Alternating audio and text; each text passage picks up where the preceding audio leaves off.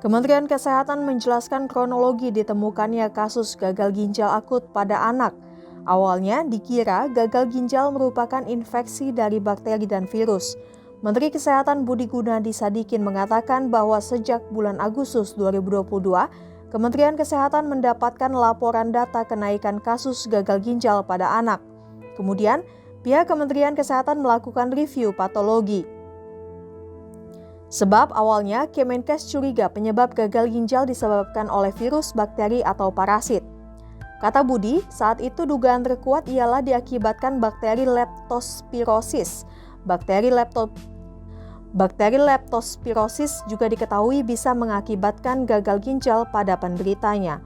Pada bulan September, Kemenkes mengumpulkan hasil patologi dari anak-anak yang terkena gagal ginjal akut. Hasil patologi diketahui 0 kasus bakteri leptospirosis yang diambil dari sampel anak-anak dengan gagal ginjal akut. Kemudian Kemenkes sempat menduga karena infeksi virus COVID-19. Namun saat dicek, kurang dari 1% anak-anak tersebut terkena COVID-19. Di akhir September 2022 terus terjadi kenaikan kasus gagal ginjal akut pada anak. Akhirnya Kemenkes mengeluarkan surat edaran terkait tata laksana standar baru pelayanan kepada seluruh rumah sakit dan kepala dinas. Lalu pada 5 Oktober WHO mengeluarkan peringatan terkait dengan cemaran zat kimia pada pelarut di obat-obatan. Kasus yang sama persis di Indonesia juga ternyata terjadi di Gambia.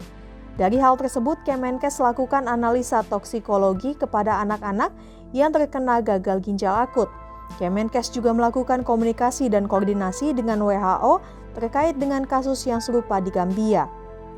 Hasil dari analisa toksikologi ternyata 7 dari 10 anak yang menderita gagal ginjal akut terpapar dengan cemaran zat kimia yang berbahaya, sehingga dipastikan 70% anak-anak yang menderita gagal ginjal akut lantaran karena tubuhnya terpapar cemaran zat kimia berbahaya.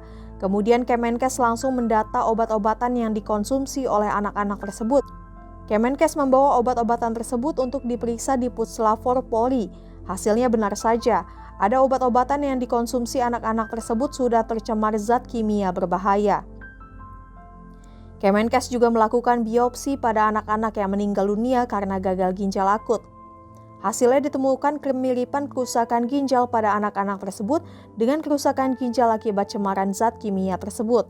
Sampai saat ini dilaporkan sudah 245 anak di Indonesia yang terkena gagal ginjal akut yang diduga dari cemaran zat kimia berbahaya pada obat sirup yang dikonsumsi. Jumlah kasus ini sebenarnya mulai naik di bulan Agustus. Ya. Jadi sebelum Agustus itu angka kematiannya normal, dari tahun ke tahun angkanya kecil, di bawah 5. Tapi bulan Agustus itu mulai naik ke 36, September naik lagi ke 78, Oktober sampai sekarang 114, dan itu sebagian besar menyerang di bawah 5 tahun. Nah, sejak Agustus itu kita amati, teman-teman, Kemenkes sudah melakukan review patologi. Jadi kita lakukan analisa lab patologi karena dugaan kita penyebabnya di September adalah virus, bakteri, atau parasit. Jadi balik lagi ya, kasus ini teridentifikasi kenaikan di bulan Agustus, bukan di awal tahun, di bulan Agustus. Bulan September kita kumpul, kita melakukan analisa patologi dari anak-anak yang terkena kasus ini untuk melihat apakah dia terkena virus atau bakteri atau parasit. Hasil analisa patologi itu kecil sekali kemungkinannya disebabkan oleh virus atau bakteri. Jadi misalnya ada bakteri leptospira, itu banyak dibicarakan, ini bisa menyebabkan sakit ginjal. Kita udah cek semua anak yang kena itu 0% bakteri leptospira gitu ya. Kita bilang oh mungkin ini gara-gara COVID. Kita udah cek semua anak yang kena kurang dari 1% yang ada COVID-nya, positif virus COVID-nya. Jadi dari situ di bulan September kita memang terus terang masih menduga-duga ini penyebabnya apa. Karena hasil tes patologi di bulan September dari kenaikan kasus bulan Agustus itu tidak ada yang secara signifikan disebabkan oleh bakteri, virus maupun oleh parasit. Ya. Di akhir September, jadi sebelum 1 bulan mulai ada kenaikan, kita sudah mengeluarkan surat edaran ke seluruh rumah sakit, seluruh kepala dinas agar melakukan tata laksana perawatan yang standar. Nah, baru kita agak terang pada saat WHO mengeluarkan surat edaran 5 Oktober. Jadi balik lagi ya, kasus ini mulai terjadi bulan Agustus, bukan di awal tahun. Kita mulai bergerak di bulan September dengan analisa patologis yang kita dapetin tidak ketemu penyebabnya apa. Kemudian di 5 Oktober WHO mengeluarkan warning bahwa terjadi kasus yang mirip di Gambia, penyebabnya adalah zat kimia yang ada di pelarut obat-obatan. 5 Oktober.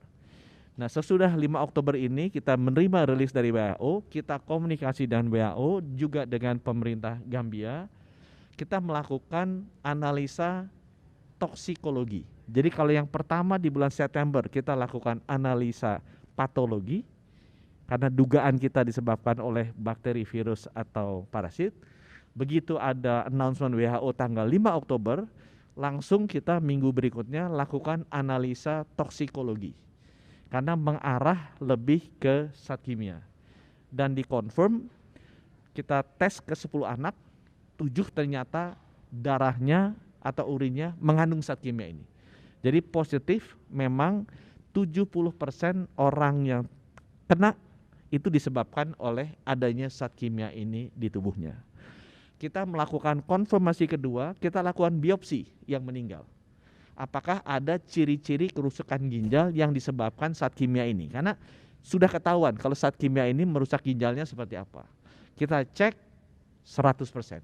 Memang terjadi kerusakan ginjal sesuai dengan ciri-ciri yang disebabkan oleh obat kimia ini. Jadi itu memperkuat bahwa penyebabnya adalah obat kimia ini. Kemudian analisa yang ketiga untuk konfirmasi, kita datangin rumah-rumahnya. Seluruh rumah pasien ini kita datengin, kita ambil obat-obatannya, sekali lagi kita cek ada atau tidak obat-obatan senyawa kimia yang berbahaya ini. Kita menggunakan lab puslapori, memang yang mereka lakukan sifatnya baru kualitatif, ada atau tidak, bukan kuantitatif kadarnya berapa. Ya.